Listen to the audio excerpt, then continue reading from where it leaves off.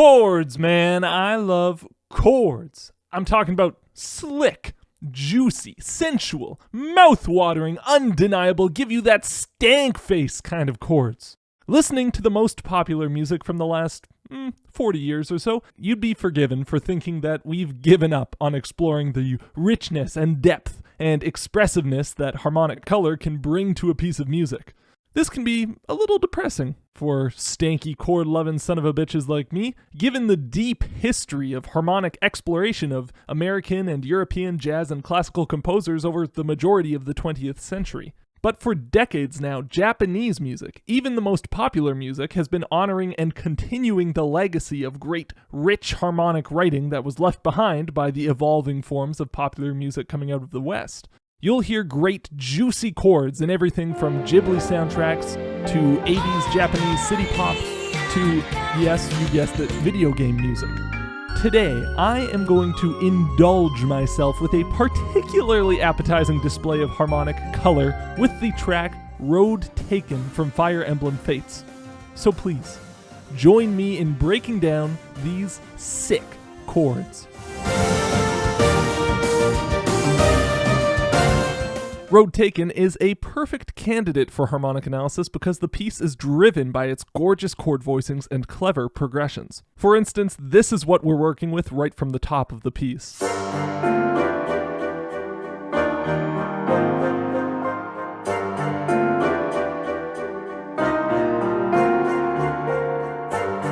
So what exactly is going on here? Well, if you strip away the chromatic decorations, we find a very simple exchange between the 1 chord, G minor, and the flat 6 chord, E flat major. This is a cool sound in a minor key because if you keep the tonic triad on top and just change the root note to be the flat 6, in this case E flat, you end up with a major 7th chord. This juxtaposition of a dark or sad sounding chord with a very colorful, beautiful major chord that uses the exact same notes creates a very specific kind of melancholy. It sounds serious and important in a way, and that's why you see this type of movement used in all kinds of music from Mega Man to the Red Hot Chili Peppers. But while this movement has been done before, it hasn't been done quite the way that Road Taken does it. This 1 to flat 6 harmonic foundation is decorated with chromatic approach chords coming in from outside the key. The E flat major is approached from a step above with this E minor chord, and the G minor chord after that is approached from a step above with this A flat major.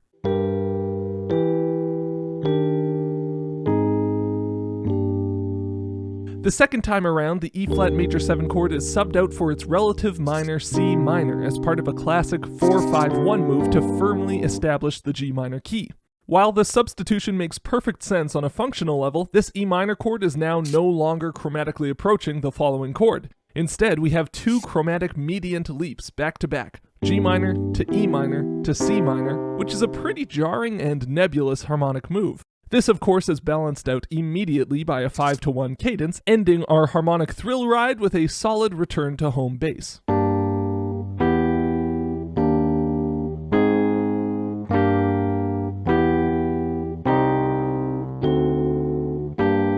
Now, this sounds very cool already, but that's not where things end. What's just as important as the chords themselves is how the chords are played, and this arrangement uses upper extensions and parallel voicing structures to bring the harmony up to the next level. The upper winds give us this interesting voicing over our G minor chord, an A with a B flat on top of it, and then an F above that. The interval structure here is a minor second with a 5th on top, and the chord tones we're hitting are the 9th, the flat 3rd, and the flat 7th. This is a very striking voicing, and it's even more striking when we shift it down a minor 3rd to repeat it over the following E minor chord. It's worth noting that on our first listen to the song, we don't know that this E minor is a chromatic approach chord. We just get this very sudden shift from a G minor chord to an E minor chord that knocks us right off balance. But we get steadied by the extremely smooth voice leading to the following E flat chord. This F sharp just sliding down a half step to an F natural and the other 2 notes in the voicing staying the same. This gives an extremely smooth resolution to the tension produced by the jarring jump between the first 2 chords. Just looking at these chord symbols, you can see a jump out of key that resolves down chromatically back into the key of G minor. But the way each chord is voiced and the voice-leading decisions between chords enhances both the dissonance of the jump from G minor to E minor as well as the resolution of tension as we sink back down into our home key on the following E flat. Now, using upper chord extensions like ninths and sevenths, using these kinds of voicing structures, and using chromatic approach chords are all ideas drawn from jazz harmony. Now, Jazz harmony can seem kind of impenetrable to the non-jazz musician, but this piece is a perfect example of how these ideas can enhance a piece that isn't jazz. I wanted to drop in one quick tip to get the sound of these rich jazz chords without requiring a ton of knowledge about chord extensions and scale theory and what have you, just in case some of you out there are new to these ideas and interested in experimenting with them. It's actually pretty straightforward. Pick a chord to use, say A flat major, and put the root in the bass. We're going to make a 4-note voicing to go above this root. First, make an interval of a 6th or 7th between two notes, any two notes that you think could sound good over your root note. For example, we'll pick F and E flat, which make a minor 7th interval. Next, stick two notes in between this interval and slot them right next to each other. Putting them a semitone apart will produce a crunchier voicing than a major second apart, but either way sounds good. Here we'll use a B flat and C. Altogether, it sounds like this. Using this formula invariably produces a variety of intervals in the same voicing for a rich, complex sound, and you'll inevitably be using some upper extensions from the chord to make the structure work, even if you don't really know what they are. In this case, we have our 6th, our 2nd, our 3rd, and our 5th, making an A-flat 6-9 chord. But the structure of the voicing is almost more important to the sound of the chord than the actual notes we're using. You can use this on crunchier chords too. Say we want to build a super dissonant D7 chord. We'd stick a D in the bass, pick a really dissonant 6th or 7th interval to throw on top, maybe a major 7th between an F sharp and an F natural. Then we'll stick two notes in between them a second apart from one another. Maybe let's do B flat and C again to get the 7th and the sharp 5th of the chord in there. Altogether we get this sound. It's almost the same voicing as we had over our A-flat chord, but this time we get a jagged, altered dominant sound instead of a lush major sound, with the sharp 9th and sharp 5th adding a ton of tension to the chord. In both cases, despite the differences in chord quality, the structure of the voicing sounds great, which is why you can find these types of structures used all throughout jazz history. You can also find both of these specific examples in the piano part of the first 4 bars of Road Taken.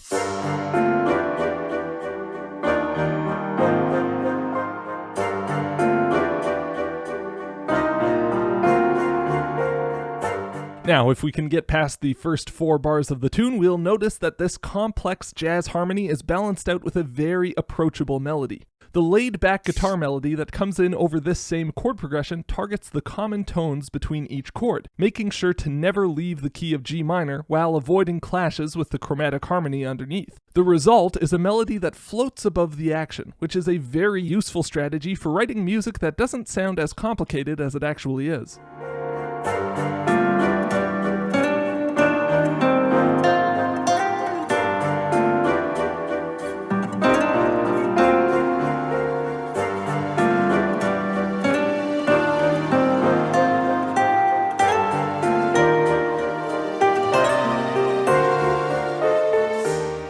This strategy carries through to the B section in kind of a cool way. While the piece opened with a move from G minor to E flat being the foundation of a more complicated progression, this B section flips the order for a repeated move from E flat to G minor, punctuated periodically by a 4-5-1 cadence in G minor. The melody throughout the section outlines a B-flat major triad, expertly targeting the common tones between the upper extensions of our 2 main chords. In this way, the melody again manages to float on top of the harmony and keeps us away from the darker sound of the minor key by avoiding figures that explicitly outline G minor. The only time the melody really sounds like it's in G minor is at the very end of the section, where a flat 3-2-1 walk down to our tonic plays over top of a 4-5-1 cadence.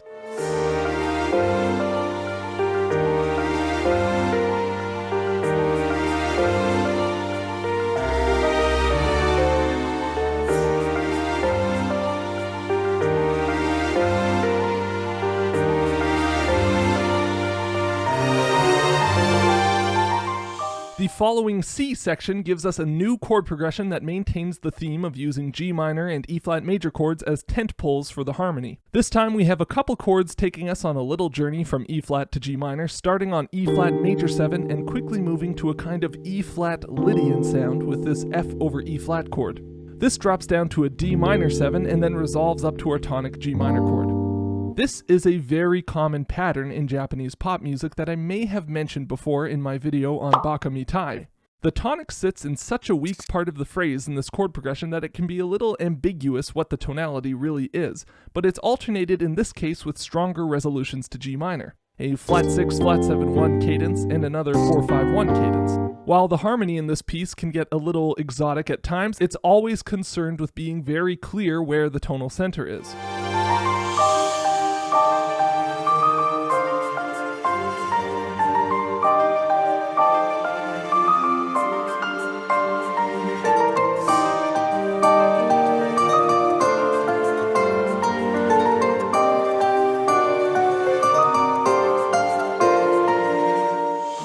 I also love how we slide in a little E minor transition from the first 4-bar phrase to the second, referencing the chromatic approach chord used in the intro.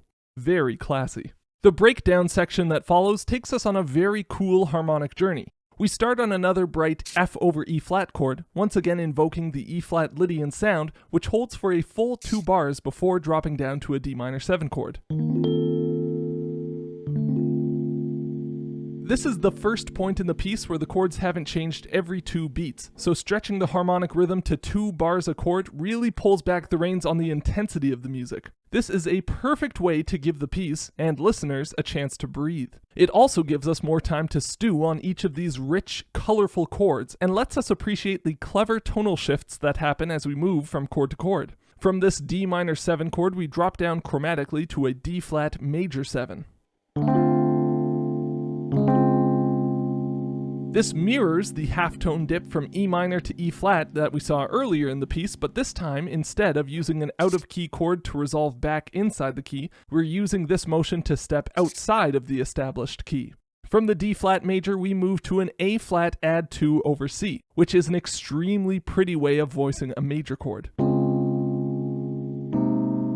This movement from D flat here solidifies our excursion into an A flat tonality, with the D flat to A flat acting like a 4-to-1 plagal cadence. But using this first inversion chord voicing keeps the harmony from feeling resolved and maintains our momentum.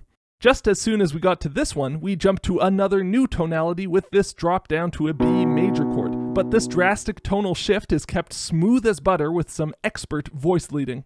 The 3 notes in the string part above the C bass note for our A flat chord are A flat, B flat, and E flat. These don't move at all as we go to the next B chord, but instead become their enharmonic equivalents, G sharp, A sharp, and D sharp as the bass moves down a semitone. This new bass note changes the same chord voicing from an A flat chord with an added second to a B major 13 chord. From this B major, we mimic our earlier chord movement a whole step lower, shifting to an F sharp add 2 over A sharp, once again establishing an F sharp major tonality while avoiding too strong of a sense of resolution. But again, we don't stay here for long, as this F sharp smoothly voice leads its way to an A minor 11 chord next. From the start of the section to now, the bass has only moved down in half steps, gradually walking chromatically from our starting E flat down to this A, which then sets up a perfect return to our home key of G minor by way of a 2-5-1 cadence, A minor to D7 to G minor.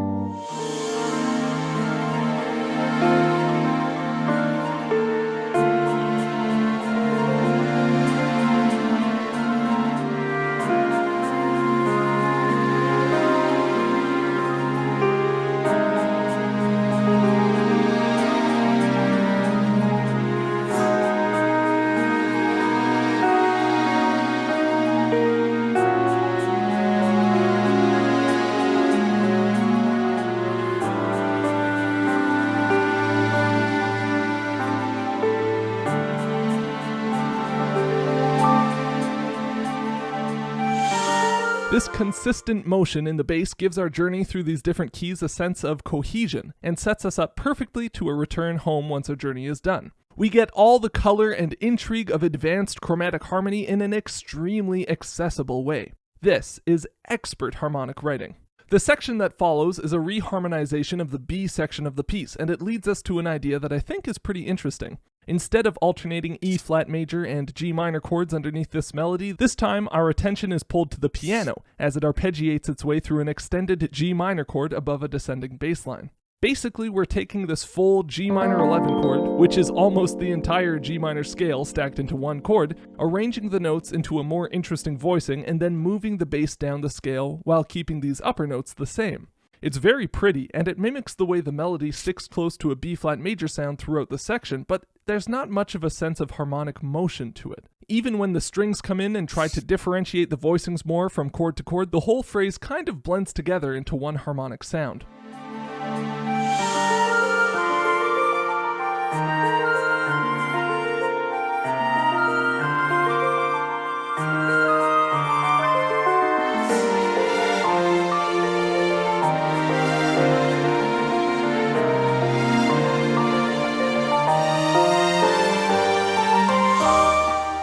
Beautiful, but this is why I think this piece could never be classified as jazz, even with such an obvious influence from jazz harmony. When you have access to all of the upper extensions a chord could have within a key, and you play these different fully extended chords from one key, you get yourself a series of 6 or 7 note chords that all sound almost identical. A jazz pianist looking at the chord symbols for G minor and E flat major, for example, could easily voice both chords the exact same way, making the bass note the only difference. Add to this the convention of the walking bass line in jazz, and the difference between G minor 11 and E flat major 13 becomes even more muddy. A progression like this does not create much harmonic motion at all, so in jazz, the music tends to shift between different scales when vamping between two different chords, like, for example, a G minor 11 to, say, an E flat 7 sharp 11. Even something as simple as a 5-to-1 cadence will more often than not evoke a different sound over the 5 chord, like a diminished scale or altered scale that resolves to a typical major 1 chord sound. This way we get to have all the color of these upper extensions on each chord without sacrificing a sense of harmonic motion. All that being said, this piece works beautifully as is, and in foregoing the conventional jazz approach to harmony in some respects while borrowing from it in others, we've come to a sound that is fresh and new. This exact approach has been a part of a lot of modern Japanese music, and it's very cool to see. Taking things established in other genres and then applying them to a totally different way of structuring music, or just using them with a different sensibility, can result in something really special, and this is something that I think is really cool about video game music specifically. Big thanks to patron Chris Martinez for requesting this tune, and thank you so much for watching. If you want to join Chris in supporting this channel, you can hop on over to my Patreon here, or consider checking out an 8-bit music theory notebook over here at the Musician's Notebook. Hope you enjoyed the video. I'll catch you in the next one.